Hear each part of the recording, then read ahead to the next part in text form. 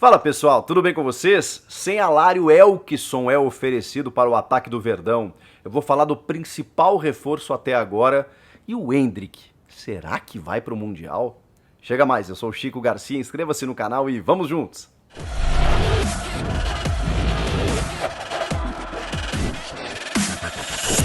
Bora atualizar o Verdão porque o Alário realmente complicou o Lucas Alário, o argentino que joga no Bayer Leverkusen, os alemães.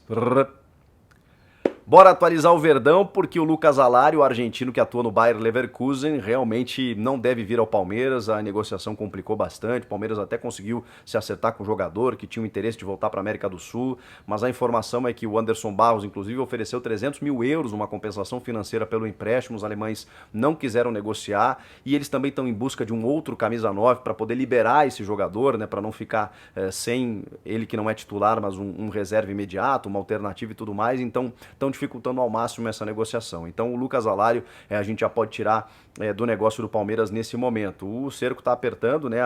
O prazo está diminuindo, o Palmeiras tem 10 dias aí menos para inscrever jogadores no Mundial de Clubes, mas eu vou manter aquela minha opinião de que eu não acho que seja um desespero, uma necessidade você contratar esse camisa 9 para jogar o Mundial mês que vem, ou daqui a alguns dias, porque esse time eliminou o Atlético Mineiro, então favorito na época, venceu o Flamengo na final, tem uma base montada, tem uma garotada aí muito boa, o Abel Ferreira sabe o que está fazendo, então assim, eu não vejo que no mercado, a menos que você contratasse, sei lá, um jogador, o Lewandowski, né?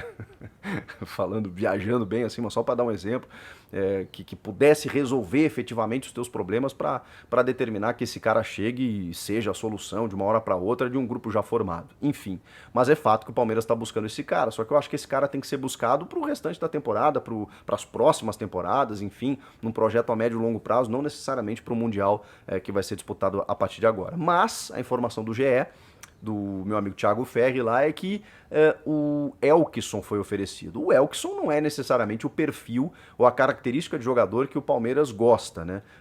Tem contratado jogadores mais jovens, com capacidade de revenda, com grande potencial, inclusive se depois do Tati Castejanos lá do New York City se fala no Agustín Alvarez, 20 anos, uruguaio, que está no Peñarol. Só que esses jovens jogadores, eles têm um valor de mercado muito alto. Então você precisa pagar direitos econômicos. Não é o que o Palmeiras tem feito no mercado, né? Aliás, os clubes brasileiros, né, estão preferindo pegar jogadores livres para você pagar apenas o salário, poder compor com luvas e aí gastar um pouco mais. E não desembolsar uma quantia significativa para tirar esse jogador de outro clube. É o caso do Elkeson, né, que foi oferecido, tem 32 anos, porque ele está livre no mercado.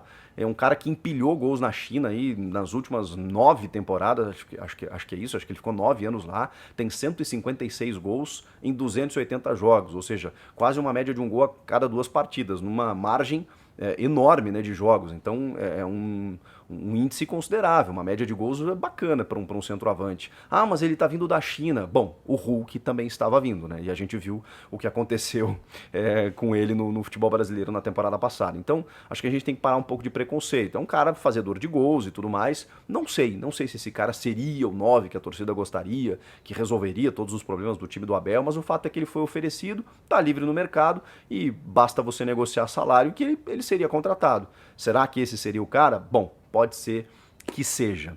Agora eu queria falar sobre, para mim, aquele que é o principal reforço do Palmeiras nessa temporada.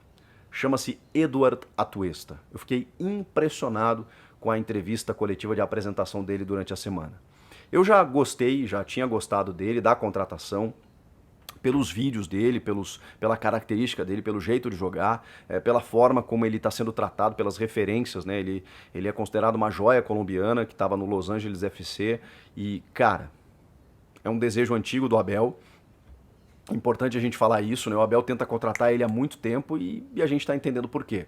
Um jogador de um nível intelectual diferente. Ele chegou no Palmeiras entendendo onde ele estava e eu acho isso muito legal. Quando o jogador chega entendendo o tamanho da instituição, entendendo a história do clube, e não só a história, passado, mas também presente, significa que é um cara que não caiu de paraquedas, não está alienado ao processo, não veio apenas para ganhar o salário, não, é um cara que cuida da sua carreira.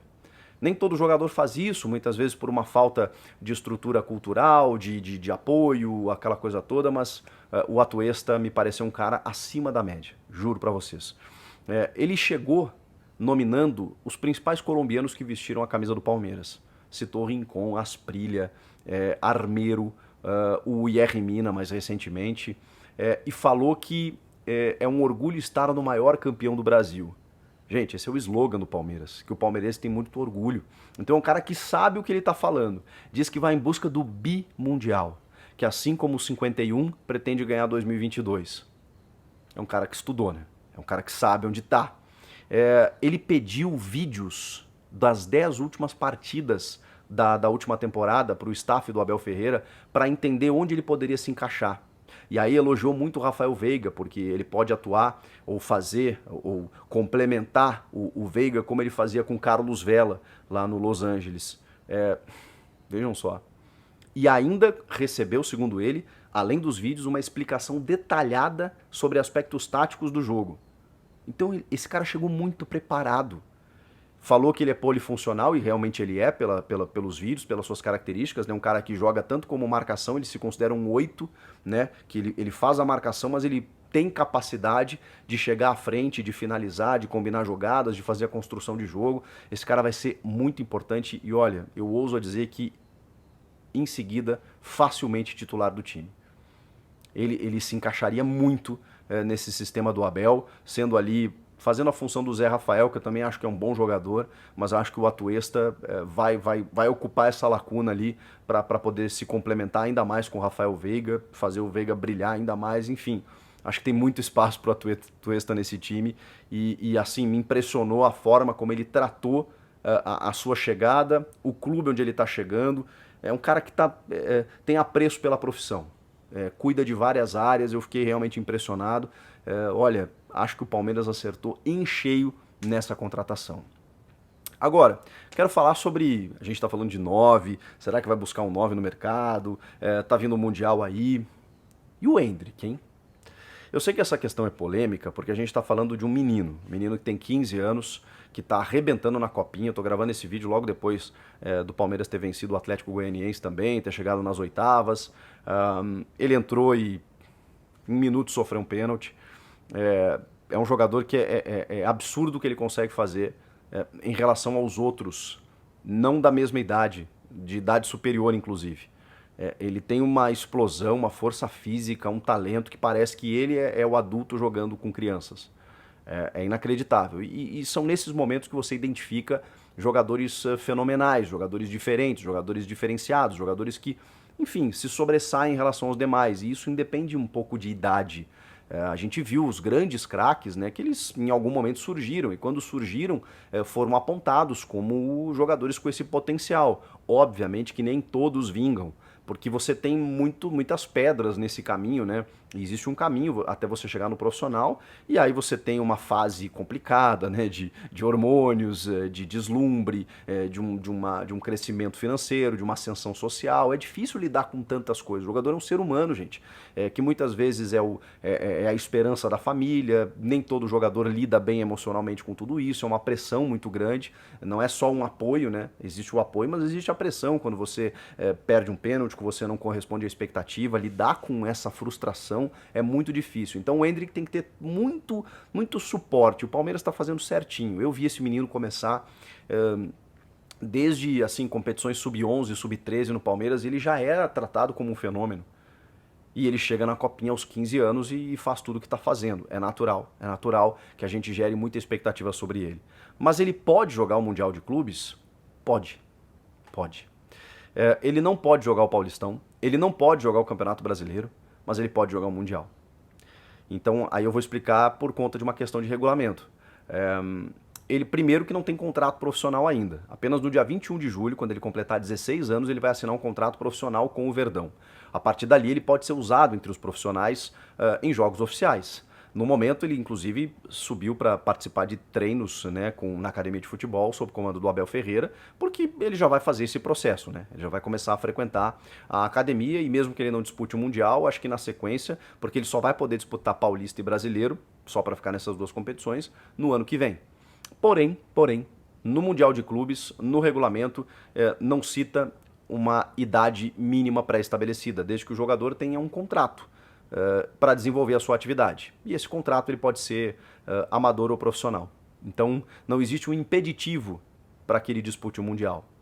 Vale lembrar que o Ângelo, pelo Santos, estreou no Brasileirão de 2020 com 15 anos.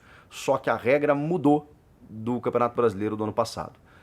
Então foi só permitido jogadores a partir dos 16 anos, a partir de 2021. É por isso que, como não saiu ainda no regulamento desse ano, a gente imagina que a CBF vai manter essa idade mínima de 16 anos. E como a Federação Paulista respeita a sua entidade maior e a sua competição maior, que é o Brasileirão, que é a CBF, e o Campeonato Paulista já determinou que a idade mínima é 16 anos, ele não pode atuar no Paulistão e provavelmente não poderá atuar no Campeonato Brasileiro. Na verdade, no Brasileiro, ele vai poder, né? Porque ele faz 16 anos em julho, né? E a partir dali ele já poderia. Mas enfim, no Paulista só no ano que vem. Agora no Mundial ele já pode atuar com 15 anos. Resta saber se o Palmeiras vai colocar um jogador que ainda não tem contrato profissional para essa exposição.